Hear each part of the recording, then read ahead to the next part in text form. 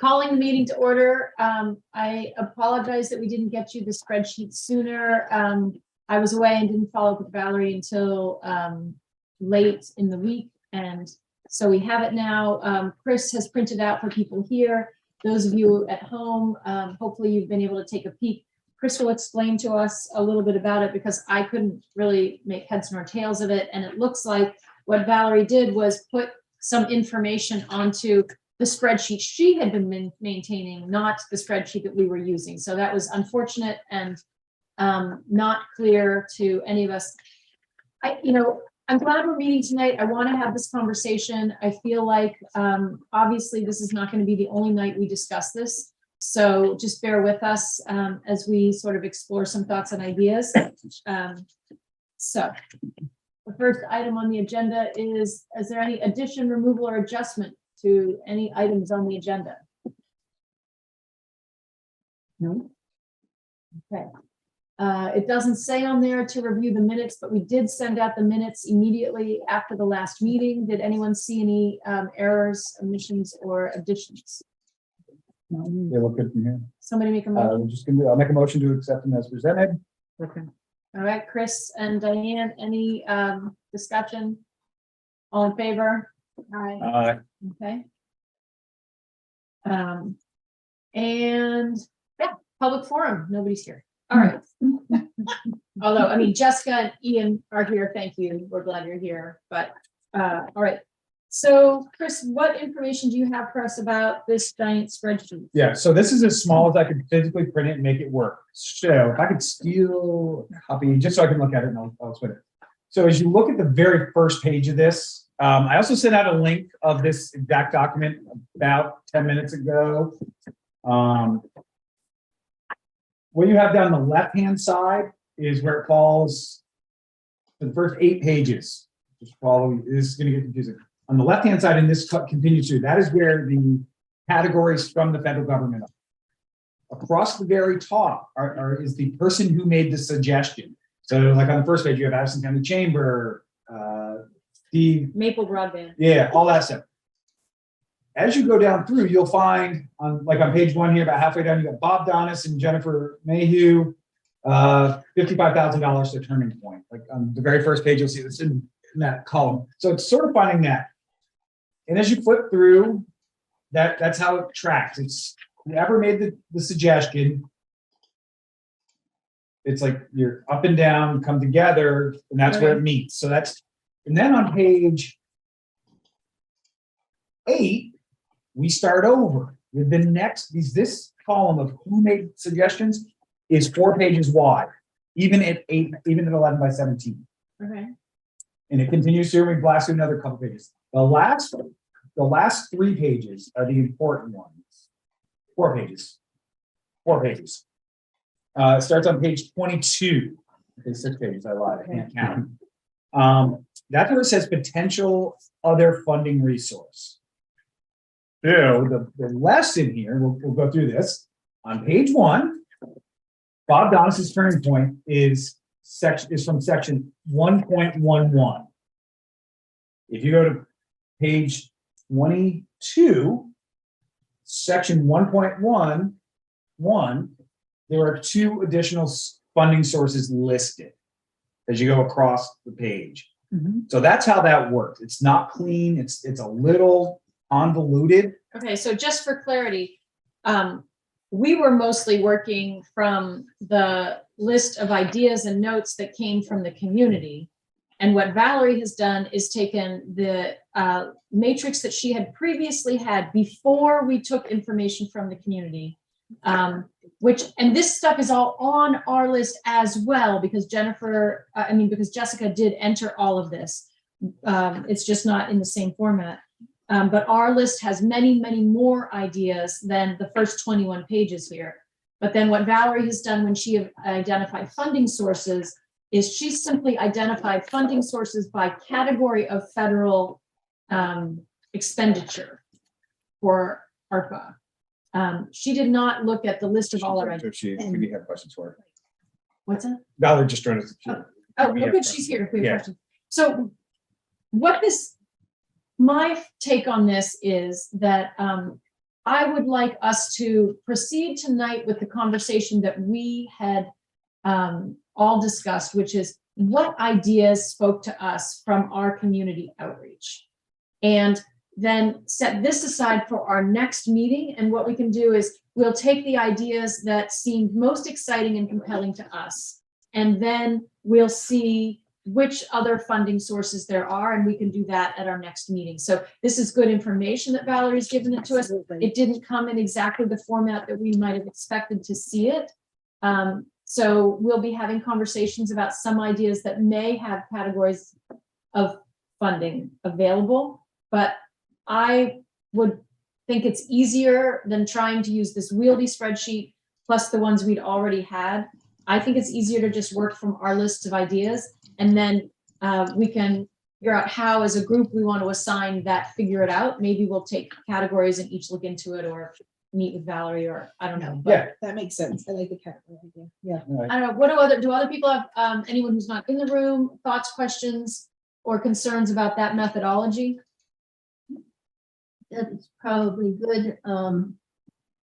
I think it would be helpful to have some sense from the select board as to which sorts of things they already have plans to fund, or funding sources, or whatever, you know. I Because think that's part of what it Valerie is. has put on here. Sidewalks would be a great, because we have a sidewalk fund in our, right. So I know we've got the sidewalk fund, but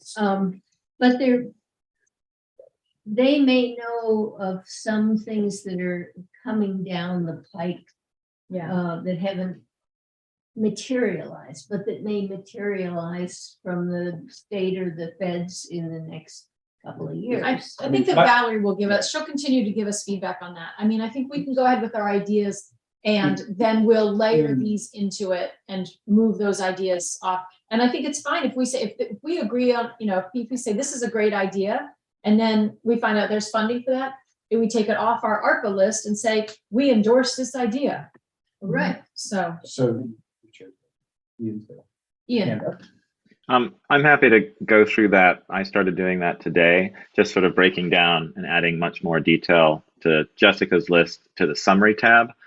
And so I was just going through and putting in extra wording in there to be able to sort it, just because there are almost 500 entries. So from that list, maybe I can work with other select board members or Val, just to sort of give you an idea of what we are working on and what maybe you can discount on your list because other funding or projects are already in place or happening with those suggestions. So I'm happy to do that. I'm sort of doing that already.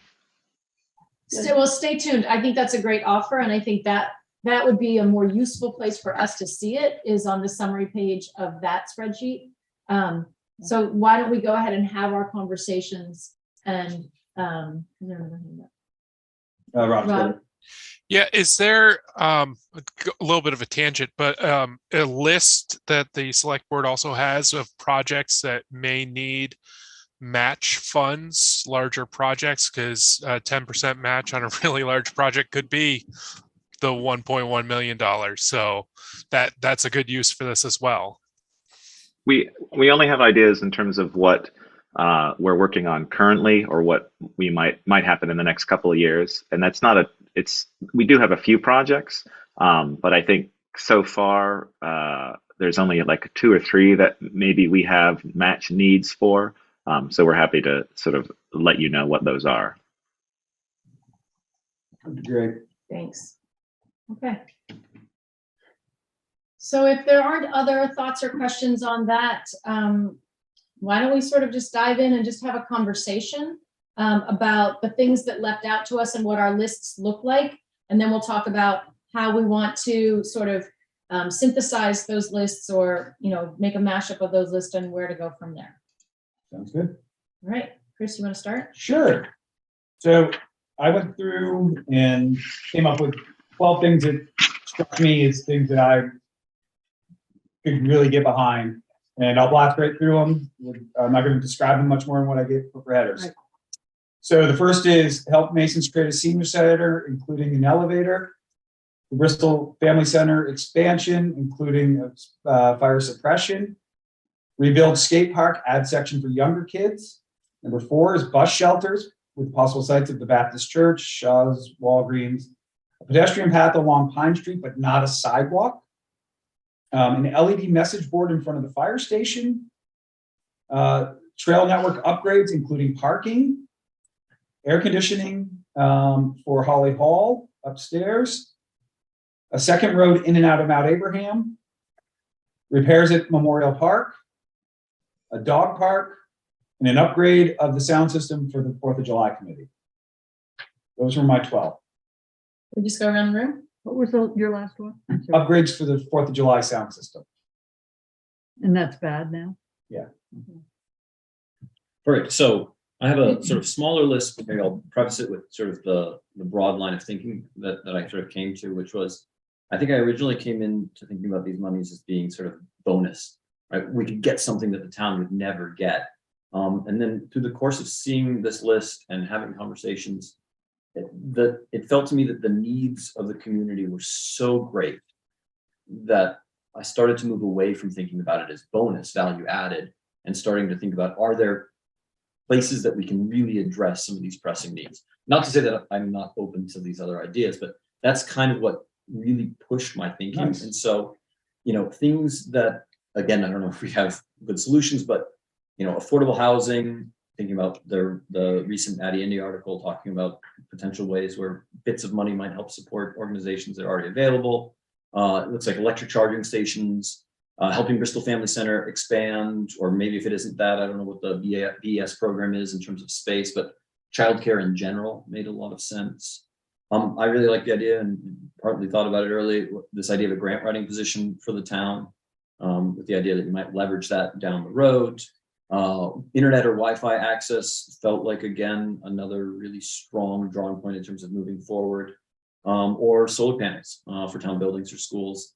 That felt like a sort of backdoor way of investing the money, which was another sort of suggestion, in that I don't think we're actually able to invest it proper, but you could buy solar panels as sort of a way to pay it forward, which might address both of those. Those were the things that I felt that really spoke to me in sort of broad ways. And I don't know if we were supposed to say dislikes or things that we were a little less excited about, or if you want to hold off on that, Let's hold off on that. then I'll stop. Nice. I'll just go through my list. Bus shelters, that really stood out. I see the people waiting through all the types of weather, and I'm like, oh, I need a shelter. I like the idea of buying land on West Pleasant Street for a community garden or other opportunities. Providing funding to Ren's Nest for a permanent building, expanding the Bristol Family Center, improving the skate park, and with that, adding perhaps an additional playground to that in another age-appropriate area for kids. So our younger kiddos who are waiting on, they want to be on their scooters, but the older kids are skateboarding, like, could there be another opportunity for them there? An outdoor classroom at Lawrence Memorial Library. I like the idea of the recreation department having a van or bus. I was overwhelmed with all of like the bike, walk, trail piece, so I just put that there as something that I could get behind. I just don't know which one. Upgrade Holly Hall for the air conditioning. I did do electric charging stations. The elevator at the Masons. I like the idea of renovating the downstairs of Howden Hall for a daycare or childcare facility. And then the LED light at the fire station. What was the one before the Masons? Renovating Howden Hall for childcare, daycare, because at one time No, there was, That was on one list. oh, the, EV charging.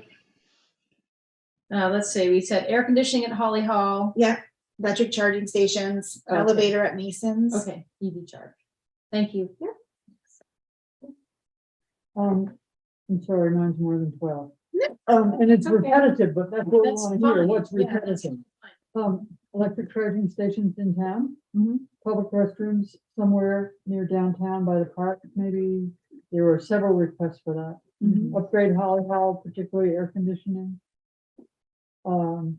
Maybe the generation of a farmer's market, more bike racks, like by the park, by Shaw's on Main Street somewhere. It would, because there's so many bicycles who go through town, you know, who in the summer, it's constant. You're right, there's none at Shaw's, you're right, And, or is there? I don't think there is. Is there what? Bike racks at Shaw's. but the Just park keep needs them, going, keep yeah, the going. park needs them. The lift or the elevator at Masonic Hall.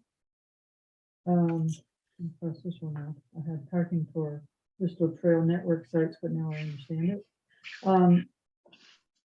There was an odd request for a community care fund that could be available to help people for like food emergencies and something. That's what the request was. I thought that was a nice idea.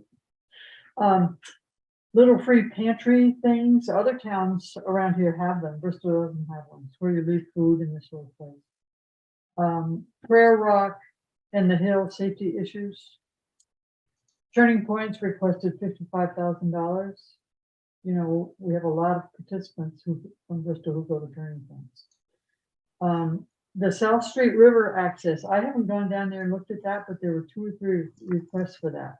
That there's apparently a good little pool there and it's hard to get to. The Eagle Park accessibility platform, you know what that is? Is that the? Yeah, Memorial that, Park? No, it's different. Further up. it's up past Harvard's. on the Lincoln Road. Okay, And yes, it's a, okay. it's, you can get a wheelchair onto it and stuff, and every time there's a flood, it gets ruined. Okay, Well, and you can't get the wheelchair to it because it's been damaged so much that even if they repair the thing Mhm. itself, you can't get from a wheelchair there. Well, in talking to Dave Henderson, he said there are expensive ways to improve the access to that place, and he would like that looked at. There were several requests for a roof on the ice rink, and I think that would be very useful for several reasons. Just think about the shoveling of snow. I don't know about a Zamboni. Somebody wanted a Zamboni. Outdoor dining downtown, like maybe on the edge of the park or someplace that has picnic tables, someplace that's shaded. Yard waste at the transfer station. You know, I think RNL is supposed to provide that, but they don't. And in line with that would be a town composting system. I think the town office needs a grant writing position. I wonder why the town doesn't look at solar panels on town buildings. It could be useful. Masonic Hall lift and air conditioning at Holly Hall.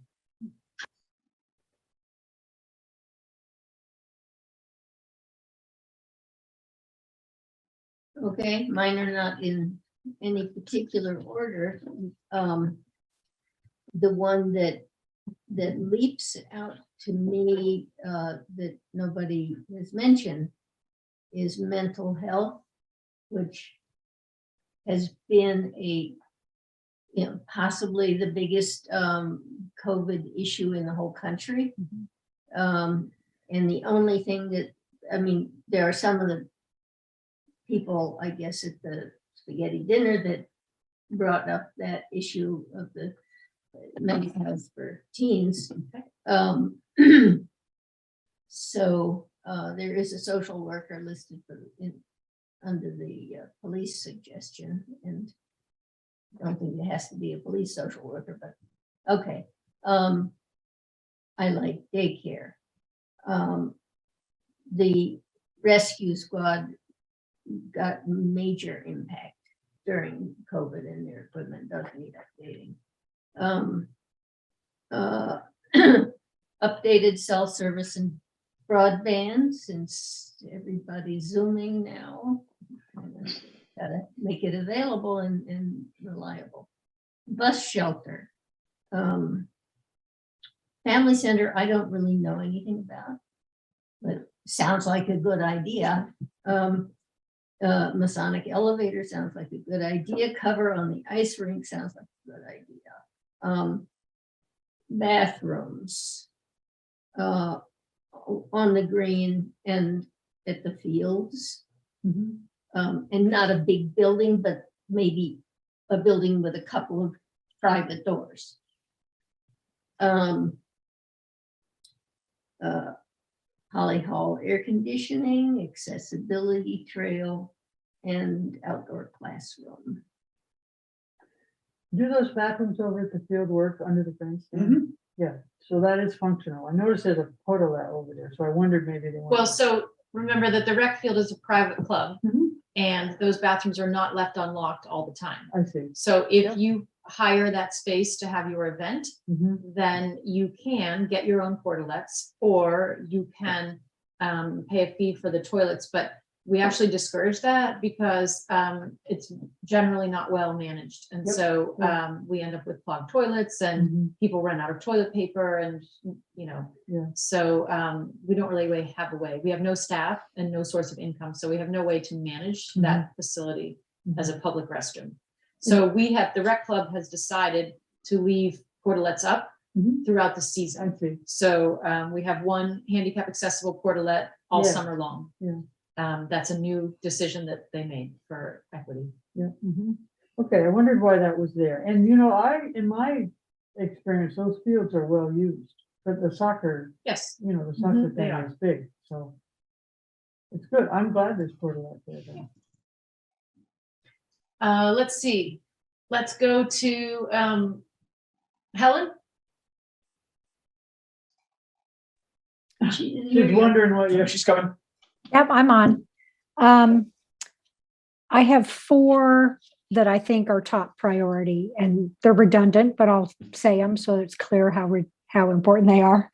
Affordable housing, but in fact, no one's mentioned senior housing as a separate category. Expanding Bristol Family Center or providing childcare elsewhere, just more childcare, and parentheses, affordable childcare, and electric vehicle charging stations. And then of the, I think, minor ones that would be on a secondary list would be the farmers market, local ag, community garden as a sort of unit together. I like the idea of just improving the recreation hub, the skate park, get a playground. I put pool ? Because I still really like the idea of a community pool. And pickleball courts, just get all of that up and running. Low income assistance. Sorry, looking through my thing. Bike racks.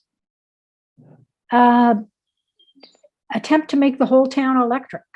Put solar panels as many places as possible and bury power lines. And I like the idea of planting trees. That's my list. Nice.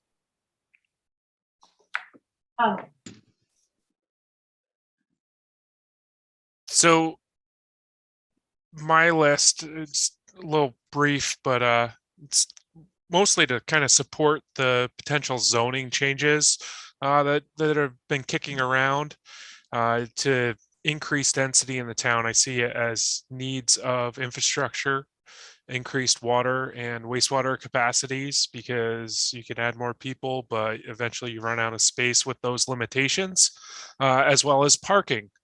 Because one of the ways to change zoning would be to decrease the number of parking spaces for housing needs, different accessory dwelling units or whatever else. But eventually we have a shortage of public parking in the town, and you can't guarantee that additional housing isn't going to bring along more vehicles necessarily. So that's kind of where I see needs that these funds could make a big impact.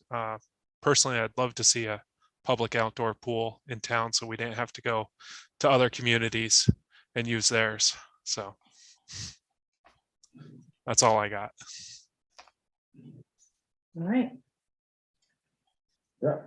So my list, they're sort of by category. The housing category, I have as a complete separate thing because I feel like it could use all of the money. So it's sort of like maybe that or everything else. So with the housing, I wondered if it would be possible for the town to buy or build some mid-range or starter homes, so that we actually spend the money and do that, but then we sell them and use the money for more, so that we create our own little sort of revolving buy sell of mid-range starter You homes. think they'd allow that? I don't know. That's sort of like investing money. I don't know. I'm not spending it. We're going to spend it. You spend it, but then you're selling the product and making more. We don't know until we ask. I don't know. Right. And that, and part of the reason is that a lot of the conversation about housing is it's not so much affordable housing for people who are destitute, although of course that's needed as well, but it's the dearth of available housing for starting or small families. So in the housing, I had the two categories. One is buy or build some mid-range or starter homes and then sell and use that money for more, and or look for ways to spend money to renovate or invest in homes owned by elders so that they could age in place, or maybe use a portion of their home as an income producing property. So that's housing, which could use all the money. But in other categories, I had bus shelters, the electric bike fleet at the library, a park and ride at Mount Aid with solar panels, and electric school buses if we coordinated with other towns and the ARPA money that the schools have. In terms of infrastructure, financial system upgrade for the town, the IT networking, internet communications for select board and committee and commission members, a quality PA system for the park. I like the information sign idea, but I wondered if it could be at the Walgreens Shaw's parking lot. And then I had a question, is cell service really an issue? I don't even know, but if it is, I think broadband is critically important, but I just don't really know who doesn't have that. In terms of health, I think accessible bathrooms in town. I like the idea of a water fountain in town, and I wanted to invest in Bristol Rescue to support their radio upgrades and their power load stretcher. It's really hard to serve when you have a extremely large patient. I think the power load stretcher is a critical thing for keeping our volunteers able to do their job. In terms of recreation, I think the outdoor classroom at the library, a dog park. I wondered if there could be a portion of the old dump that would work that, or the septic at the basin, at the bottom of Basin Street. I liked the idea of little free library boxes, but didn't know if the library submitted that idea or somebody else. I wanted to know. And then in terms of energy, I liked energy audits or improvements to town buildings, including the library. And I thought it was an interesting idea to make pressure regulators available to homes, low flow. I have a long list of ideas that I think would be great, but not for ARPA. Some of those are ones that are already on some of your lists, but that I think others might do. I tried to keep my list to nothing that would require an ongoing investment. So. Good. I wonder if Valerie or Jessica want to share your thoughts or responses. I don't necessarily know if we're going to give you the opportunity to give us your list, but thoughts or responses, and then maybe we can sort of just have a little conversation about where we are. Sure. Yes, I didn't make a list. Right, sorry.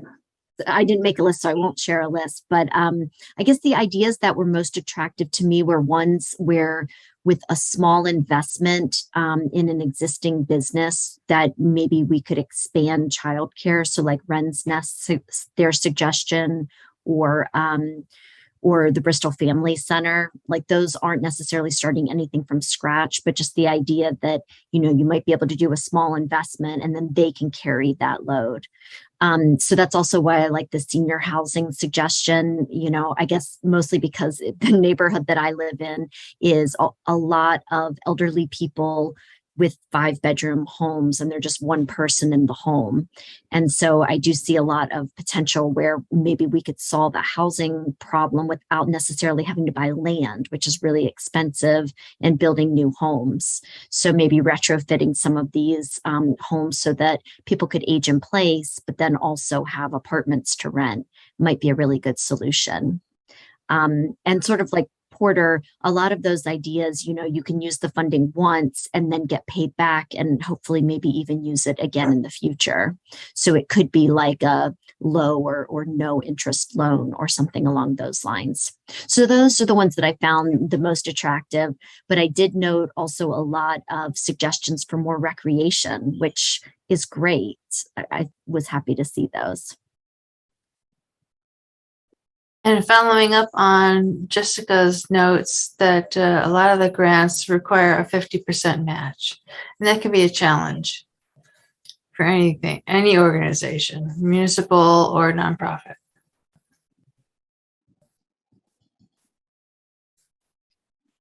Ian or Valerie, do you want to, are there any thoughts you have on the list in general or on hearing our lists?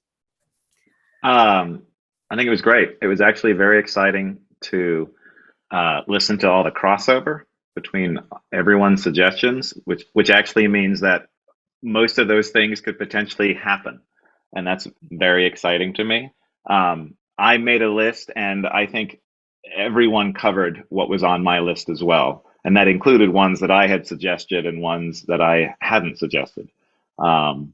Which is even the ones that I suggested, which were more boring ones, but are really, really good to have, like IT development for the town. I'm glad that was suggested. But yeah, I mean, it's a wonderful range of things. I mean, even with Chris starting out, it was sort of like I was just going down, checking down the ones that I had looked at and thought. And it's like hitting as many different sort of nonprofits or community, or people in the community with those lists. And so I think that's really exciting. Some of the ones, and if we looking at the notes of this, I can respond at the next meeting perhaps, or via email. Some of those things are very easy to do or are in the works, and have been covered by other things, like literally like benches in the park and something like that kind of infrastructure we actually have. Bristol Core got them on a grant last year. We just haven't assembled it yet. So it's like small stuff like that is easy to do. Some of the other things like the broadband is being worked on by Maple Broadband, but the cell phone is still a problem. And I've been trying to work on that for years, and it's just very difficult to connect with utility companies regarding that. But that could all be connected with what the fire department needs to do in terms of radio towers and whether to keep using the one and renting the one that we do that's you can see in town. And so all of that could be connected together into a single project in terms of improving cell access as well as what the fire department might need, as well as the rescue station. So that's a potential project. But yeah, it's really, really exciting to see the overlap, and to see the potential that these things could actually happen. Obviously, housing is a huge thing and could take all of the money instantly. But I think little parts could be done. So I want to hear from people, like other lists that you have, things like, Mike referenced the list of things I kind of don't feel good about doing. And then if other people have lists, like I have a list of things I'm really excited about, but I'm hoping we can lob them into somebody else's court. But for the list that we just put out there, the vision that occurs to me is to maybe, I wrote down everything everybody said. Chris handed me his list, but I wrote down everybody else's things. And what I was thinking I might do is make us another chart. Yay. But what I have in mind for this chart is, anything, yes. So it'll be like, if it got, 6 votes, it'll be at the top, 5 votes, whatever. Nice. But it'll show, so we'll see like, how it showed up there. And then we can kind of go from there. And then working in conjunction with Ian or Valerie between now and our next meeting, maybe I can have a sit down with them and I can annotate that anything that's on this hot list that we're excited about that does have other sources of funding, we'll just highlight it. We'll say like, this is something that if it's going to happen already, there's money already allocated or already coming, we'll move it to a side. But if it's one where it's going to need additional input, we'll leave it on there and, you know, have a gold star. Like, this is one of the things we want to do. So we can take all of the ideas of things we want to fund and take that to the next level at our next meeting. And then maybe spend a little bit time at this meeting talking about anything that gives us misgivings or things that we want to try to push out to others. I don't think that we need to try to do the pushing out to others until farther in our process. But I fully do imagine us literally making a pitch or a proposal to various organizations or groups to say like, you know, this is great. So that was sort of how I'm imagining we might move forward. I'm open to ideas or thoughts if something else strikes any of you. I like that. So with that, you're making your new list. You can also see, are there categories that haven't been included for whatever reason? And are there ways to include those categories if you wanted to?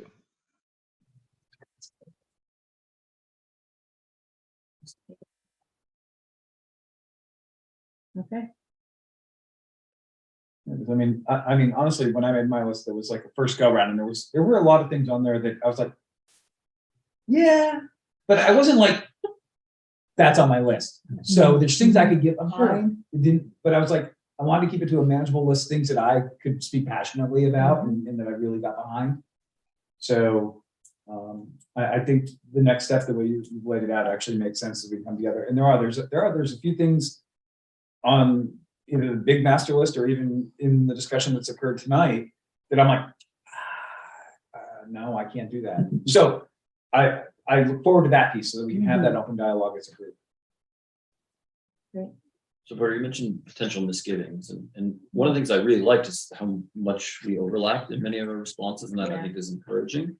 But the thing that I might throw out there, and we might throw it out and let it die on the spot, but one of the things that maybe seemed apparent to me is that maybe as a whole, we gravitated towards smaller, tangible items, as opposed to trying to address big issues. And I think in part that might have been biased by the process, right? It's easier to latch on to something that you can see the result of now and say, I really want that, than to say, I want to fix a problem, but I don't know how. And that might be perfectly fine. We might decide that these monies are best spent doing exactly that, adding value all over the place, solving problems here and there. But I do worry a little bit that because they're tangible, it's easier for us to all select those without addressing the problem as a whole or bigger problems. And I don't, it's a cruddy comment in many respects, because I don't have a solution for that. But I would hate for us to end up in a place where we go, oh yeah, we fixed a bunch of things, but we only did that because we didn't have an answer for how we could have done something bigger. And I don't know what to do about that. Yeah, and for me, the bigger one, right? Every time, because I looked at some of the big picture ones too, and I was like the housing one. Honestly, I'm like, I think housing is something I could get behind. The problem is we also have a window that's this tight. That's true. And if we don't spend it, we lose it. And what I do for a living in zoning and working with development, nothing moves fast. I mean, it's taken us 40 years to build apartments next to the fire station, just to put it in perspective. So that's where I get nervous. I'm like, I agree with you. So what I'm hoping is that in my mind is that some of these smaller items, we can start to address it. Because I think long term, if we fix a few of the small ones, it brings those issues to light as a community. Like a bus station or two, also people look at like, you know what, we do need to focus on public Transportation. Yeah, so I think we could be the spark plug behind the community having those bigger discussions and being able to get behind them is what I'm hoping. That's maybe I'm naive. I think that's a really good perspective too. I appreciate that. I like talking about housing because I spent a lot of time working in low-cost housing. Well, and construction, but mostly in low-cost housing that I and my family have been heavily involved in. And that is that I see that it is not possible to build and sell low-cost housing because somebody with deep pockets will come in and buy that and after the first owner who gets bought out by somebody waiving more than what they paid Sure. for it, then they're gone and you don't have affordable housing anymore. Mhm. So affordable housing has to be rental.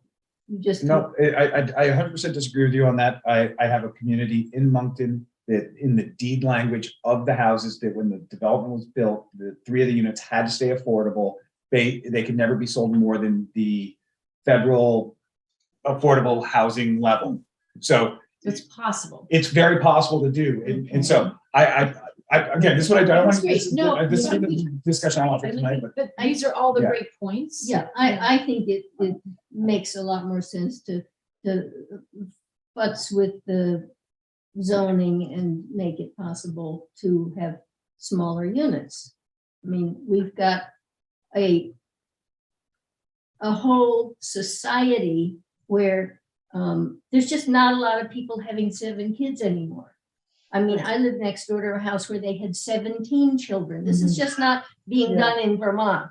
Yeah. Right now, Yeah. you know, and it's not likely to be done in the next century or so. Yeah, no, So there's going to be more of a need for couples with 1 kid, maybe couples with 2 kids and you know, So to that point, Rob, I really liked your comments, and I wonder, are the things that you raised tangible, actionable items for us as an ARPA committee? Or are those just things that, you know, we should as a committee say to the planning commission, we endorse this, please go for it? Like, what can we do?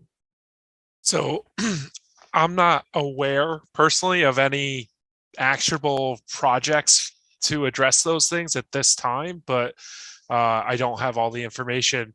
The Planning Commission is looking at potential zoning changes, and that's one of the things we're going to be talking about at our meeting tomorrow night, actually. So that there's trying to figure out that stuff is the tricky part. So there's nothing short term. I don't have an answer of this is what we can do to address this. But there's definitely a need and limitation apart from the changes that could be made to the zoning in order to infill and increase density and service more people and attract businesses as well. yeah, so one of the things that I think we could look at is from a monetary standpoint, we're doing it currently, is we have a grant for a consultant that's helping work with the planning commission. Allocating funds to either continue that beyond the end of the grant.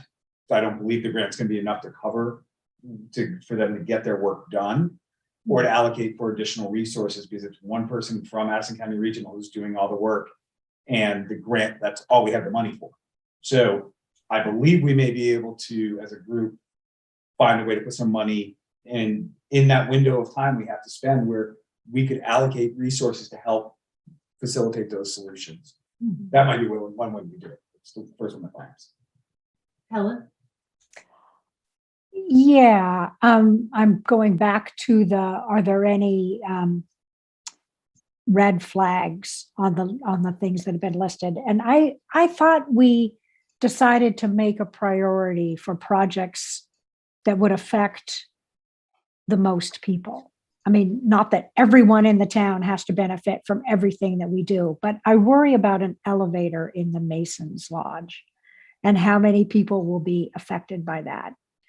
I also would love to see a dialysis center in Bristol, but there aren't very many people. So I think early on we decided we did not want to do lots of tiny little projects, each one benefiting a very small number of people. Correct me if I'm wrong, I thought we were trying to find projects that benefited more people. Well, there's 2 separate things. You're right. One thing we talked about was we talked about wanting to use the money in a way that would benefit as many people as possible. But we didn't specify whether that meant lots of different projects serving different pockets of population, or whether that meant doing like one thing that would serve a big number of people. And that sort of lump versus split. Do we put all our eggs in one basket and fund something big, or maybe 3 big projects? Or do we split it up? We didn't decide that. But you're right, we did agree that we wanted to serve the broadest number of people, but we didn't decide how to do that. So Well, I think I would look at our notes because I'm pretty sure we did discuss avoiding lots of small projects. So that at the end of all of this, you can point to 28 things that we did. Each one is very, very small. But again, I might be wrong, but I thought we talked about that and decided it would be better to fund larger projects. I know we talked about it, Helen. I don't know if we ever came to a conclusion on it because I remember bringing up that was the focus groups I was involved in. That was a common theme that was brought up a couple times about trying to use it to best leverage and make a big impact with one large thing or something like that instead of spreading it all around. But I don't know that we ever came to it. We're gonna get right down to counting people. Like No. how many people benefit from the elevator at the Masonic Hall versus how many people use the dog park? You know, we don't want to go there, right? Why not? Do we? It could be general even. I mean, in the end, it can be general that this is a small percentage versus a large percentage of the population. You know, it doesn't have to be exact. If we were to look at that. I mean, on the same note, I can make the argument in a heartbeat that then we're not talking about childcare. I got no use for it. It impacts me none. So I get where you're going, Helen. What my vision was a series of 8 to 10 projects that would impact those projects combined. We could touch as many people. One individual project itself. If we had one big one, we could all get behind. 100%. I'm on. Yeah. I like that. But I think the reality is we can touch more people with a handful of well thought out, well placed projects. That's just my 2 cents. Well, also, different age groups have totally different activities. And so you're not going to find a big project that meets everybody's needs. There's a need for more housing, yes, but not for the people who already have a house. You know, and as Chris says, he doesn't need childcare, and old people probably not going to go to the skating rink. You know, I would push back a little bit though, particularly on the housing and childcare. Like, if we had a scenario where, you know, we had a big project that, you know, we could all get behind. I think that one of the things that I heard from the focus group that surprised me and I felt edified by was how every single focus group congealed around this one idea. And they were saying, maybe you don't have kids, Porter, but if there's someone in your family with substance use needs, we don't have the staff to provide that because we can't get staff here because they can't find housing and childcare. So I think that I can push back and say, you know, that housing and childcare, I think, are fundamental to keeping this a vibrant community, because without that, we can't attract and maintain people. But I'm not sure that we have the answer, which brings us to Mike's point, which is there's no question that these are the 2 biggest issues in our community. And if we could use our 1.1 million to leverage a solution to either, or God bless us, both of those problems, I would be super excited about it. And I would forego the outdoor classroom at the library and the bathrooms and the bus shelter. But we don't. And I think you're right, Mike, that, you know, it is partly about the way we went about the process. But I don't know, and I don't want to feel rushed at all. Like, if we look at this list that we come up with next time and we say, this is a great list if we decide to go the route of little projects, but let's pause and see if there's a way that we can do something big with one of these 2 big areas. And maybe we go talk to Evernorth and regional planning, and maybe we go talk to Let's Grow Kids. And I mean, maybe we go back, and I don't know. I'm open to that. Because at the spaghetti dinner, we had a WIC representative there who works for the state. And I can't remember, I don't know where those papers ended up, but it said like the gap of how many people in Addison County need childcare. It was an enormous amount of people. And granted, that's a huge county, but it does impact us. And that's why places don't have staff. I mean, you know, we have little restaurants here and businesses here that don't have people because they have to stay home to take care of their kids because their kids are now sick or whatever it is. But I think reaching out to those other agencies as well to get that information is important too, and that might help us all agree on, you know, what is the most valuable and important to moving our town forward. I have a question, another housing question, and that is, as the weather becomes warmer, as it seems to be doing, and more of the country burns literally in the summer, we are going to be seeing more people who just want to get I mean, I had a friend from Tucson who came to Vermont for some of the summer because she couldn't bear another entire summer at 110 to 115. Mm-hmm. So the question is, we'd say, okay, we need to build some housing for these people that are going to be working in the restaurants and taking care of children and all this kind of stuff. How do we assure that that doesn't become a summer home for a part-timer? You know, I mean, I think that because there are going to be a lot of people who have lots of money and who can afford multiple homes, and they're going to want a home in Vermont. Mm-hmm. And so, and that's going to be dead storage space to us. I think it speaks to Porter's point, actually, and I really like the way you frame that, right? There may be organizations who are already grappling with these problems and who've been grappling with them for a very long time that we could reach out to, right? And see, is there something we can do? And the thing that your comment really spurred in me was, this also might be a matter of scope, right? As you said at the very beginning, you know, 1.1 million is not a lot of money in the grand scheme of things.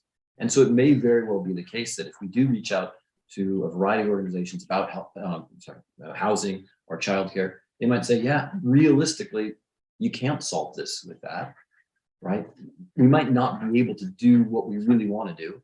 And so that might be further support for all of these other projects that we've outlined today, right? Or they might say, actually, this is the kind of scope of the problem. This is the impact you could have, right? And I think that's it gets to your question then too, right? If they say, yes, absolutely, a really valid point. Here are ways in which we protect against the housing stock going towards second homeowners. Right. Now, if they're the list that they have of people who are looking for places, if their list is like 4 years old, that might be a safe one. Well, and to the point about things that I would want to avoid spending money on, like I absolutely don't want to give money to emergency housing needs, right? Like there's that agency that was in the paper and they're asking for like, you know, a certain amount, like $35,000 from every ARPA committee to cover emergency housing needs. You know, I'm like, that is exactly the type of thing I feel like we did agree not to do. Like we want this money to be enduring, an investment, building something, not just, you know, revenue for is pressing a problem as that is. I think that's not what this pot of money is for. But my question is, if we want to, you know, try to reach out to agencies or organizations or people who do this, I don't feel like I have the time to do that or the knowledge or the resources. Is like, you know, not to look at you, Valerie, like, do we dump that on you? Do we dump that on the select board? Do we dump that on Chris? Like where do we, like, who does that? You know, and I feel like. So I'm just going to my housing soapbox for 30 seconds, and then I'll leave this alone. That's all right, you can stay on it. Housing keeps popping up as an issue. But the reality is we're building housing in Bristol at a very rapid rate. Are we building the right kind of housing? That's the issue. So what we want to do, I don't think we can fit to truly fix what we need to do. We need to increase our infrastructure. We need to create a community septic system and increase our water capacity. Those are the two barriers that keep development from occurring. So unless we have a couple $1 million to build a wastewater treatment plant that the town will allow us to do, we aren't going to help. I mean, we're building on average, over the last 3 to 5 years, 15 houses in our community. That's quite a lot. I mean, compared to other towns I work in. We're about to put in a large number of apartments next to the fire station to address housing needs on top of the houses that were permitted during that same time frame. So we're increasing our housing stock in our community at a fairly rapid rate in comparison to some of the other communities. So I would be more inclined if we wanted to find out, is like, what is the true housing need in Bristol? I mean, we all feel that we all know it's affordable. I've said this from day one. We need starters and ender houses for the first time home buyer and for the retiree. Those are the housing types we don't have. But when you talk to the contractors that can't afford to build them in Bristol, because the cost to put in wastewater and individual wells and all the permitting that goes along with that drives the projects to the point where they're unobtainable and we're on the very beginning. You can't sell a $200,000 home anymore. You can't build it because of the infrastructure that's required on the back. So that was my thing about, like, can we buy or build mid-range or starter homes? And, you know, if we did 5 $200,000 houses, and we wrote into the deed that they were, I don't know if you can build $200,000 homes. Supplies, like just. So, well, yeah, between the infrastructure and supply costs. I mean, the apartments next to the fire station, those started as Kevin Harper's vision was to build 14 to 15 affordable starter homes. Okay. He couldn't do it. Couldn't do it. They went from when we first started, we were playing around with numbers around $200,000 between all the infrastructure and the permitting, everything went in. It was already at 250 and their price was climbing rapidly. Right. So that's how Evernorth ended up taking over the project. And that's now how we've now converted it into rentals versus homes. So there are solutions out there. The Planning Commission is working on trying to come up with some on figuring out our housing. Who mentioned the reconfiguring the older homes? That was me. The idea of like approaching seniors who live in Bristol who want to age in place, Yes. but who need to renovate their homes so that they can safely do that, but who have excess square footage. So is that sort of like the idea, like I know in a lot of, like in Burlington, for example, you have all these older homes, somebody has purchased them, they then redo them and then they sell them as condos. But then you're like a homeowner of Build this equity. house Right. that you now own, Yeah, and but they're what do you- relatively, I mean, I don't know, they're going for like 275 to 500,000 on average, but It seems still, less, right. it's a starter home or an ender home. Is that the Yeah, terminology? but that's how I get. I mean, that's what I use all the time. It seems so You're negative. first time a person last, maybe, I don't know. But anyhow, but is that sort of the mind, is that sort of what you're thinking? That about, was one of my, Richard? so I Okay. had two things. One is buy or build mid-range or starter Right, homes. yeah. And the other was renovate or invest in seniors aging in place Okay. and transitioning some of their excess square footage to Mhm. either So- rental or condo. So That might be the only drawback to, again, I'm still Right. so is when you look at some communities that have done it, where they've really pushed for the accessory dwelling units, and we're seeing that concept, where it's we call them in-law apartments. Yeah, okay, yeah. As morbid as this is, once that person passes, that's not just a rental. So But that's why I'm saying, like, can we make it be condos so that the people are building equity in their home? And possibly, we write it into the deed I that it stays. don't think we can get this done in a year and a half. Yeah. So I don't want to be the That's last why one. that's why I had my little line, like housing, and I don't think we can do it, but, Valerie. Better handle it. but, But we are. Yeah. that's all right. I think Yeah, that is- Valerie's Housing got is- it. housing Valerie's is got it. gonna Val's take a lot more Val's than got 2 some years.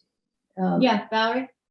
Yes, it's Home Share Vermont. It's a statewide nonprofit organization that tries to connect people that need housing to elders or others that have housing that they have space for, and it's often a very compatible connection. And they do a lot of screening. They do a lot of pre-screening and all that. So it's I think Home Share Vermont doesn't get enough attention it deserves. I agree. Mhm. And in terms of what Chris was speaking about, in terms of the water and sewer, the Mhm. sewer is something that we can probably very unlikely would ever be able to do, even if we had the money and the funds for it.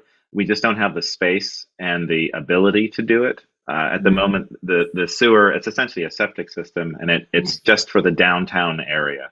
And so we've talked about expanding, for decades and how that might happen. We can make it more efficient with a good amount of money to allow more people to connect, but it's still not going to have the reach of the entire village X village area, unfortunately.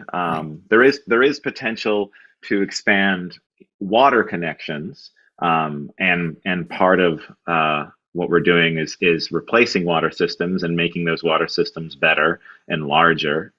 So potentially, instead of digging wells, new construction, if it's in the village area, or form a village, there is potential for new buildings to connect to that, and new houses are being connected. But the septic system is just something the Bristol just, I don't think, could ever do, just because of its topography and where the current system is now. I just don't see an area where we could put it, even if we had all the money in the world to be able to run it. Although there are possibilities for decentralized wastewater systems where a number of wastewater systems are consolidated into a single unit, and they're, I don't know what the word is, but interconnected or whatever. That's probably right. But I mean, that's what happened in Waitsfield, and that's what helped Lawson's brewery happen, was because they were on a decentralized wastewater system. Okay. So that is an option. Okay, well, that's good to hear. Yeah. Other thoughts from people about misgivings or things that you weren't feeling comfortable about in general? About our list? Yeah, About anybody. or just, yeah. I mean, if it's not on our short list so far, then I think it doesn't need to, we don't need to worry about it, but. I have Go ahead, Rob. one of the things that I am leery of is putting in EV parking spaces without increasing number of parking. If it's, one or two spots in an addition of 10 to 20 spots, so it's a small percentage of that, I would feel much better about that. But I see the lack of parking as a problem with all the events and everybody from the town when they come into the village for events, and then to tie up what few parking spaces, public parking spaces, are available with that. I see that as a drawback personally. I have a question about when you're charging an EV. Is that quick, like a gas station? No, it takes like an hour. It takes like an hour. So it's like, you couldn't put something up at Mount Aid because nobody would want to sit there and twiddle their thumbs for 2 hours. Well, they might. They might. Especially if there was a park and ride there, or if. Just the staff and students alone. Sure. I mean, you've got hundreds of cars sitting in that parking lot every day. Right, but if one gets into the space and then the person doesn't come back, I mean, do they get charged for all the time that they're? Some of the units will do that, Yeah. yes. So when your car is done charging, then it starts charging you parking, but usually the chargers can stretch to 2 or 3 spaces. And so you can pull in, and if they're done charging, you can take it out and put it in yours. Anyway. I don't see that as an issue, because an EV parking space is still a parking space. It's not changing into something else. It's for an electric vehicle. And the more electric vehicles that are purchased, the more and more need will happen. So I used to think about it as like, oh, we're losing parking spaces, but you're really not. They're just a different kind of parking space. But I agree, Rob, especially with events, it gets very difficult to park in town. And there's nothing that we can really do about that at the moment, just because, again, limitations of what we have with our streets. People will park where they park. Related to the EV, that was on a lot of people's lists. That's on my list. That's something that's going to be happening. There is, from talking with someone at Green Mountain Power a couple weeks ago at the EV event that the Energy Committee did on the park, it seems like that's going to be coming down the pipe in terms of grant money becoming available. And Bristol has applied twice before and has not gotten it, and that was around $400,000. Apparently, there's a few $1,000,000 that's coming down, and so it seems like, at least this person that I spoke with at GMP, he seemed very positive that if you applied for it as a town, you would get it.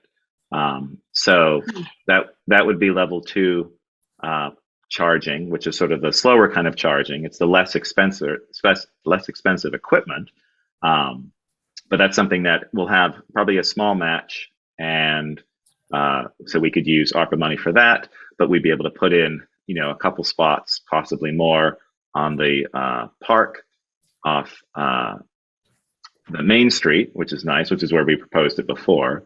And in addition to that, Green Mountain Power seemed to be building out fast charging stations by themselves. They just need a location. They'll pay for everything and they pay to run it. And it's a little bit more bigger in terms of the infrastructure, and it's a lot more expensive, but apparently they're doing it and they're paying for all of that. And because of the infrastructure, I didn't see anywhere in town that would be able to accommodate it that I think the select board. What Go ahead. about behind a community bank, or even on the Champlain Farms in the back of their site? That seems like both of those have parking spaces that are often unused. And to your point that it's still a parking space, but there would be room on both of those sites to put a level 3 charger. Well, in my experience, because I've been looking at charging stations, because I don't know anything about them, so I've been looking at them. In some towns, they're in the most odd places. They're not in the obvious places. Yeah. You don't have to put it on Main Street. You say EV charging, blah, blah, blah, whatever it is. You take it from a charger. I'd really appreciate it if it freaking be on Main Street, because it's absolutely asinine for it to be in East. So, yeah. Well, safety But issues just too. so isn't that big. Well, I'm just saying, there are places where there's parking spaces that don't get frequently Well, used. I live direct field.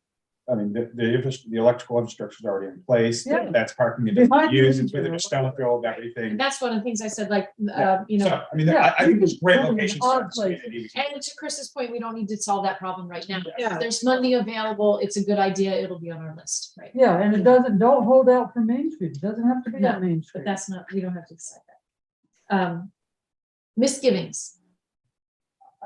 One that popped up on a lot of lists that I have a huge issue with is the public restroom. It goes against everything we talked about. One is that's gonna be a long-term cost to the community. It is a tax, that is a tax liability long-term, because somebody's got to maintain it, somebody's got to clean it, so we've got to put supplies in it, we've got to heat it, we got to cool it, we've got water costs. So that's not a one and done, build it and walk away from it. And I don't think there's a private entity that's going to want to step up and take that over for free. But that's against what we said, one and done and walk away. We already said we don't want to do that. Wait, no, we No. said we did. We don't Yeah, want something. we're going to do it on several projects. Right, So- no, but my point is, we didn't want something that was going to create a long-term tax liability for the community. That was, I thought, one of What's our, the tax liability? the town is going to have to pay to maintain that structure indefinitely. Yeah. And that was so- something And what do you get taxed on? What would the cost to do it? If that's let's say it costs $50,000 a year to run that place, or $100,000 to A put, bathroom? you'd be shocked. I I am shocked. disagree. I'm But shocked. I think, I hear what you're saying is that it will have to be maintained. Sure. That some town employee is gonna draw the short straw on who's gonna have to clean that or something, or will have to pay a service. But I see it much more like, whether it's a roof over the ring or, whatever, like, I see it as an infrastructure investment, even though, yes, it will be. When I talk about something that I don't want to see us ongoing expense, it's like, if we pay for emergency housing costs, well, those people are going to need housing again next year, and it's just, we're paying their rent, or hiring a new staff position. So if we're paying for the social worker for the police, that's a staff position that's going to need additional funding down the road. So Yeah. you're right, it will cost money over time, but it's maintenance of an infrastructure investment over time rather than a line item. So I see it as it's walking the line for me. And I think it's such a critical equity issue.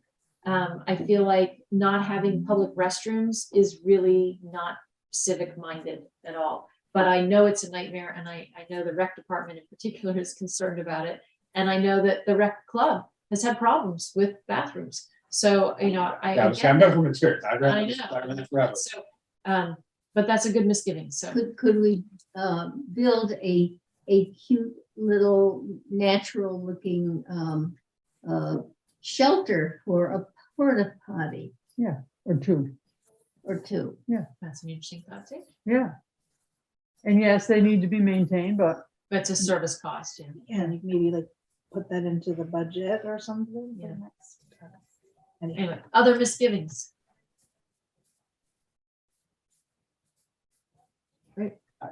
Honestly, I didn't think on the negative side for the most part. No. That was Just another- pick the good ones and leave the rest. That's sort of like- I mean, going on, we're all gonna have disagreements about what we Oh, think should be exactly. paid for, and Which that's is good. yours is valid, and you know, I have a few, and you probably are gonna like say, what the hell are you? Yeah, thinking?" right. And which is what I hope we do. Right. Yeah. Do we have the dialogue? Because there's parts already tonight where I was like, and I'm like, well, maybe.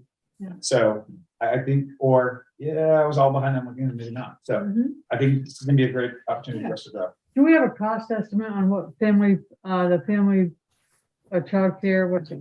Bristol Family Center. Bristol Family Center, how much it's gonna cost to put, they're trying to get in sprinklers and stuff to, so they can then I get believe certified. that- I wonder, what, I It- didn't see a there was number. on- There wasn't they- a number. yeah, What's the number that it's- we can find?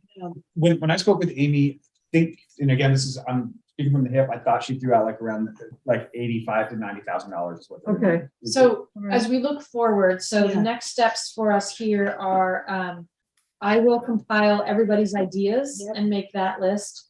I will touch base with Valerie and Ian to see if we can layer existing funding onto that short list for Mhm. us.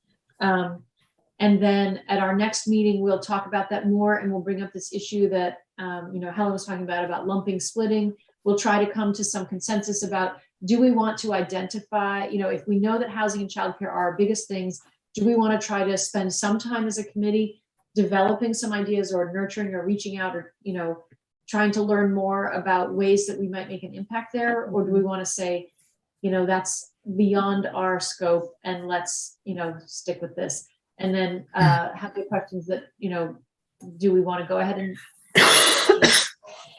so that's our next agenda. Perfect. Hold Helen. on one second. I really like Mike's idea that maybe we're losing the forest for the trees, that maybe we're missing some big thematic areas. I mean, Mike said it very well. Is he still there? Have him say it again. So I would like to spend some time thinking about and talking about what those might be. Because when he said that, I found it very compelling and realized that we are choosing, again, lots of very small projects but maybe we're losing a big picture that we could actually effectively create change instead of all these small projects. Perfect. Yeah, my sense is, well, thanks, Helen, but also that I think Helen, thanks, at the end of the day, apparently, Porter's suggestion in terms of how we proceed, I think has space to do that.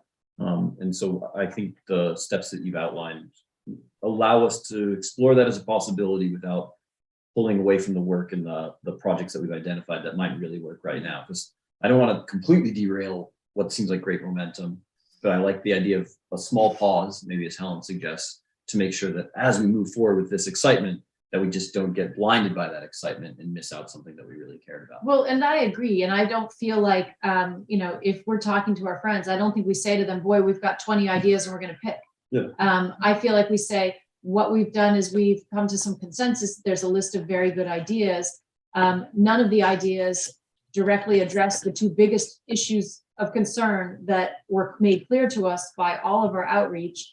And we're going to look at those ideas. We're going to talk about, you know, how we want to move forward. And one of the things we might do to move forward is to try to come up with a way that either we as a committee or that we make a request of staff to, to try to get more information about what possibilities there might be for us to make a difference there. Is that what you mean, Helen? Like, I don't feel like we've missed the forest for the trees. I feel like, as Mike was saying, that the ideas were more tangible because that's what people gave us, even though we know conceptually we have these two big areas of housing and childcare, and we don't really know how to crack that nut.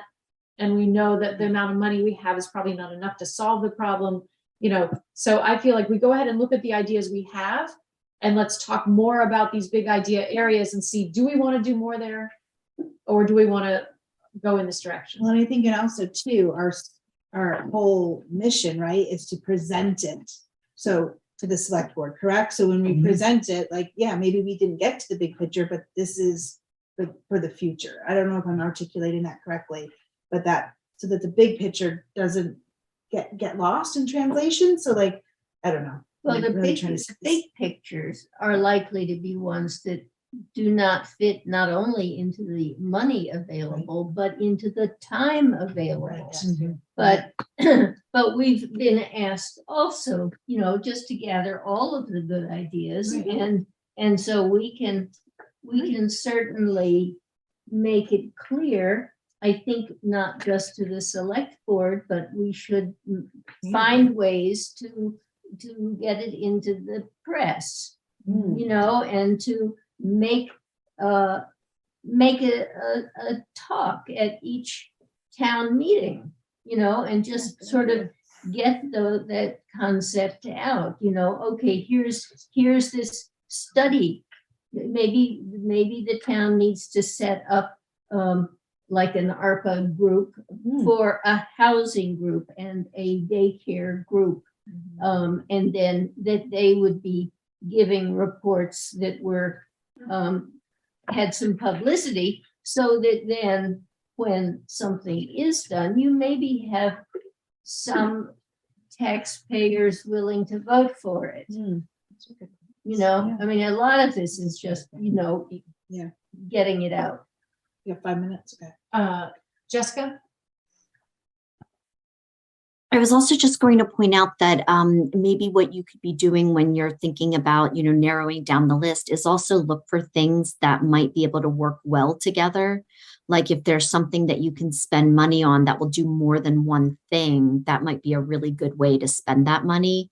And I guess the thing that was in my mind as an example was what Wren's Nest said in their focus group, that, if the teen hub building could be expanded slightly, that then not only could they expand their 0 to 2 room and take on more infants, but also that they would want to do like outdoor education for the school system, where they would run different programs so that the teachers would bring the students over, and, then Wren's Nest would do the educational programming, so that it would be easy for teachers to use outdoor education. Even if that's, not something they want to do, they can just drop the kids off and it would happen. So I thought suggestions like that seemed really interesting, because, you're putting money towards one problem, which might be childcare, but you're also getting outdoor education, and you might be getting some other things as well. So I don't know. I just thought that some of those suggestions sounded really interesting. Like, are there suggestions that check off more than one box or do more than one thing? Great.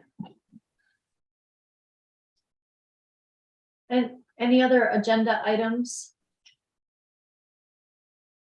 All right. I had a quick question. What is the next meeting? I was going to add that to the notes. First Monday. I think we set it for the first Monday of November. The 7th. Valerie, do you have it on your calendar? That would be the 7th. I believe so. Yeah. Okay. And then I also had 2 other things in the notes, that Chris would reach out to ACRPC and Allison would reach out to the school district. Should I just leave those on the to-do list, or was there any update on those? Yeah. They're more about collaborations, or just what are they doing? Yeah, And they can weigh in exactly. for that. And if you get that by next time, that's great. Yeah. Okay, I'll leave that on the list. More Yeah. for the next meeting. Yeah, because we wanted to see what the other funding. So that's what I was waiting for, to see if the ideas from our spreadsheet matched up with other funding sources before I reached out and had a meeting with them, and they were like, well, that's Well, all there's blah, blah, blah. this. Yeah. Right. So I wanted to have all those sort of ducks in a row before the meeting. And my next meeting is tomorrow. We shall see. Ian? So there is an issue for the 7th, is that we have a select board meeting the same day. And so the use of the space and Zoom will be used by the select board. No, actually, the select board meeting is on the 14th and the 28th. No, we're doing a special one on the Oh, 7th. you're right, the special meeting on the 7th. Yeah. You're The gonna have three pre-election. next month. Yeah, we love meetings. Thank you for reminding me about that.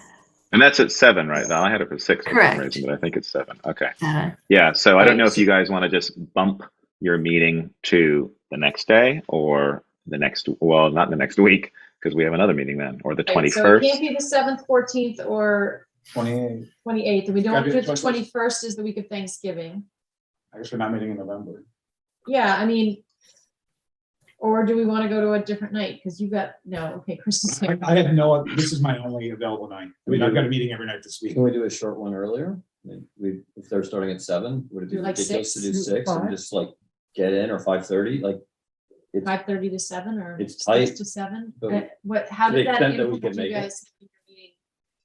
Helen says thumbs up. I could do that. I could do that in a heartbeat. on the 7th at 5:30? Yeah, 5:30 and we'll leave here at 5 minutes to 7. Can we do that? Would that be okay for the Let's select make board? it quarter 7. Okay, so 5:30 to 6:45. Okay. okay. Good solve, Mike. Yeah, we'll probably be late. To be honest. I had one other question with regard to the spreadsheet. Since it's getting quite hefty now, we also have Val's matrix.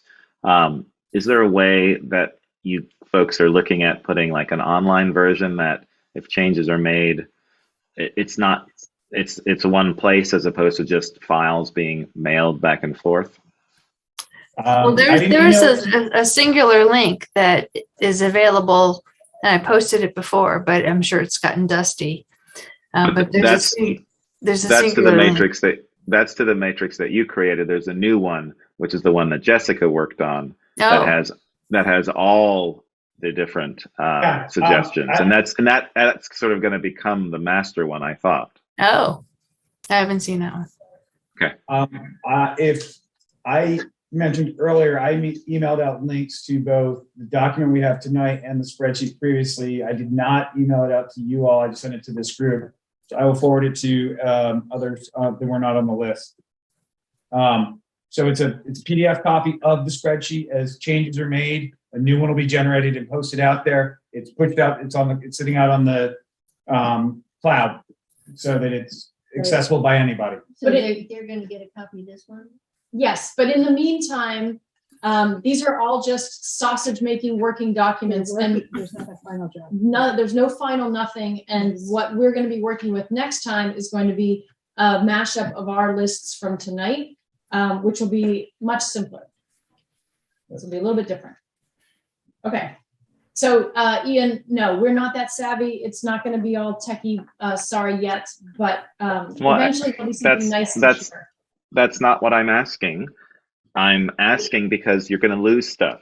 Val doesn't know about Jessica's list that you've put together. She put her information in her matrix. And so already you have now 2 documents that don't have the information that you wanted together. And so I'm not saying that you need to be all techie and you need to do that. I'm just saying I'm worrying about the information getting lost and things like that. That's You're all. right, Ian. And I will meet with Valerie this week and make sure that that we're working off. I think it would be easy, right? Yeah. To perhaps It take is. Val's and add it into here, Yes. different color codes Yes, or what yes. have you. Yes. And then it is one working document. Yes. It think is, I think it but was- Ian, I think it was just a misunderstanding.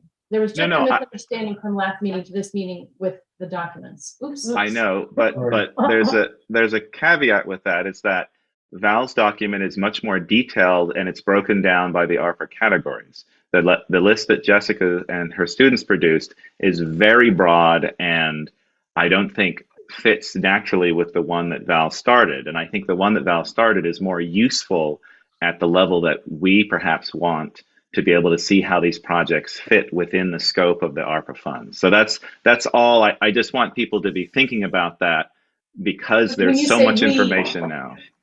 Well, maybe there would be an opportunity for Ian, you and me and Valerie and maybe Jessica to sit together, because I think it is valuable for us all to know what the select board is going to want to see ultimately.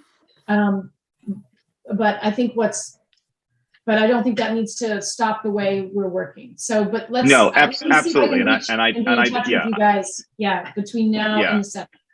No, I don't want to, I'm not trying to throw something, a wrench in the works. It's just, I want you guys thinking about that. Just be aware of that. There's a lot of new information coming in, and I just want to make sure you have all of that and you're working on the same stuff. That's all.